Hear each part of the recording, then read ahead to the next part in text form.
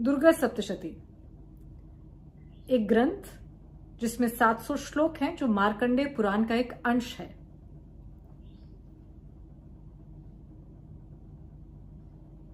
जैसे वेदों को अनादि कहा गया है, वैसे सप्तशती को भी अनादि कहा गया है, ऐसा भुवनेश्वरी संहिता कहती है। ये तंत्र विज्ञान की एक जागृत परंपरा है। तंत्र का आविर्भाव भी वेदों से ही है, जैसे ऋग्वेद से शाक्त, यजुर्वेद से शैव और सामवेद से वैष्णव तंत्र का आविर्भाव है।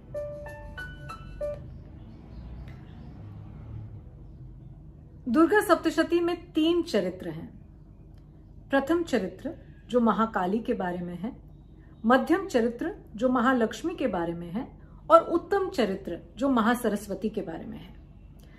प्रथम चरित्र पहला अध्याय, मध्यम चरित्र दूसरा, तीसरा और चौथा अध्याय, उत्तम चरित्र 5वें से 13वां अध्याय। इन तीनों चरित्र में 7-7 शक्तियां विद्यमान हैं। तो दुर्गा सप्तशती में 21 शक्तियां विद्यमान हैं, जिसमें वाराही, नरसिंही, छिन्नमस्ता, कालिका, अरुंधति, गायत्री, ये सभी शक्तियां, चामुंडा, ये सभी शक्तियां विद्यमान हैं। हर चरित्र में 7-7 शक्तियां। तो सप्तशती में 3 चरित्र हुए तो 21 शक्तियां विद्यमान कही गई हैं। नंदा, शाकंभरी और भीमा, ये महाशक्तियां कही गई हैं दुर्गा सप्तशती की। और दुर्गा, रक्तदंतिका और भ्रामरी, ये सप्तशती स्तोत्र की 3 बीज कही गई हैं।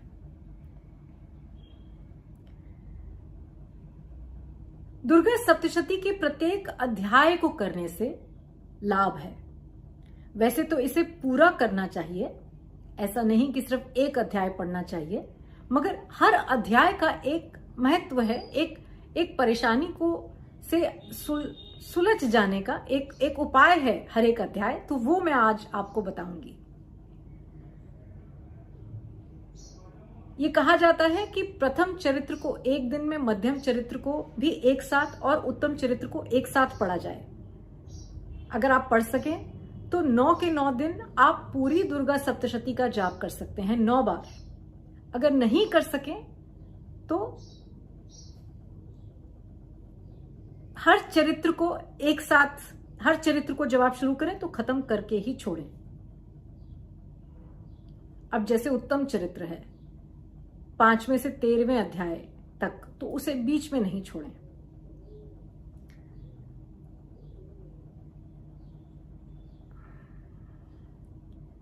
सप्तशती का जो पहला अध्याय है, जो प्रथम चरित्र है, जो महाकाली का है, उसे हम पढ़ते हैं जब मानसिक परेशानियां हों, जब दिशा निर्देश ना हो रहा हो, जब चिंताएं आपको ग्रसित कर रही हो और आपको सही मार्गदर्शन ना मिल रहा हो, जब बहुत मानसिक परेशानी हो, तो प्रथम अध्याय का पाठ कर सकते हैं आप।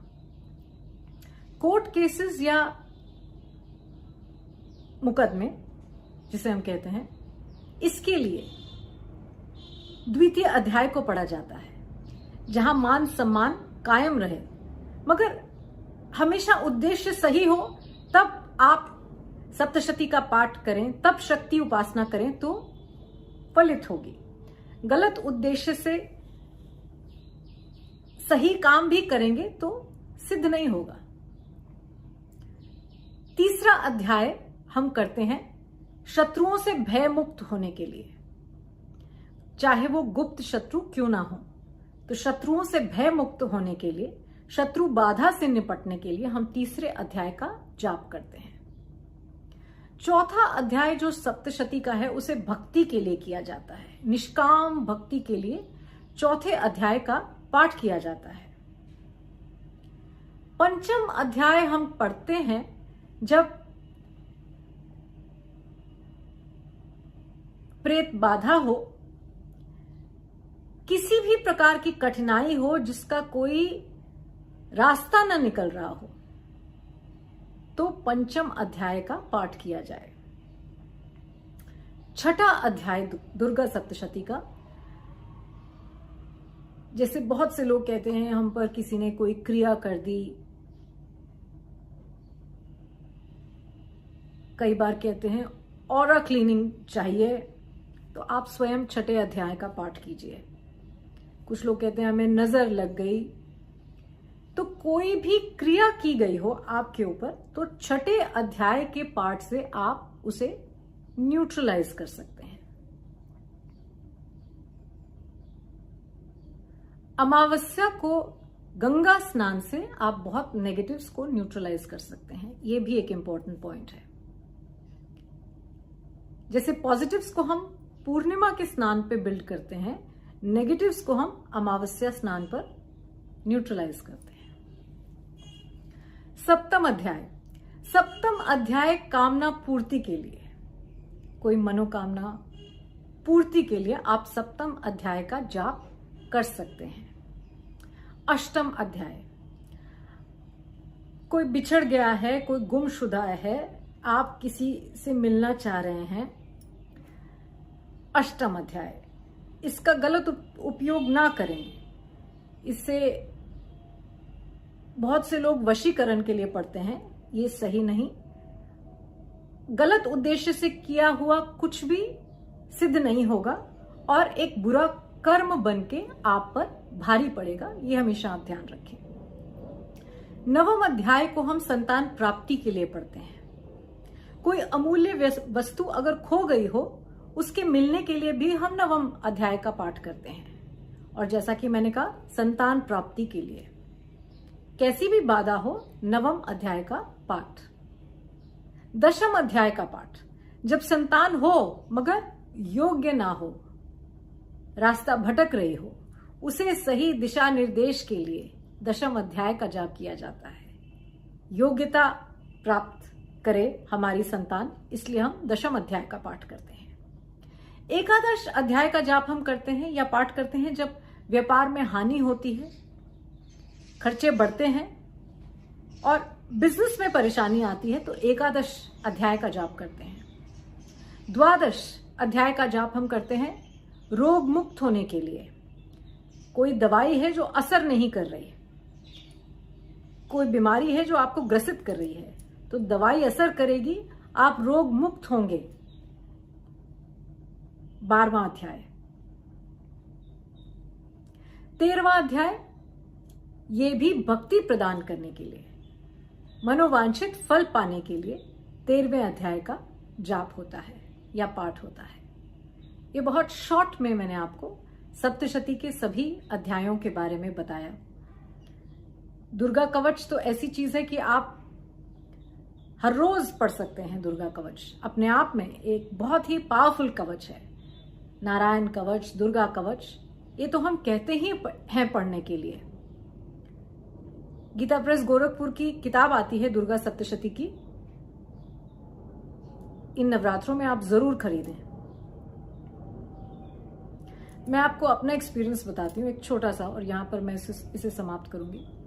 बहुत से लोग, मेरा एक एडवर्टाइजिंग मीडिया लिंक्ड प्रोफेशन रहा, बहुत से लोग जो मेरे कॉलीग्स रहे, वो मुझे कहते हैं हमें तो पता ही नहीं है दुर्गा सप्तशती क्या होती है। तो ये आप किताब, गीता प्रेस की ये किताब जरूर खरीदें और इन नवरात्रों में इसका पाठ शुरू करें।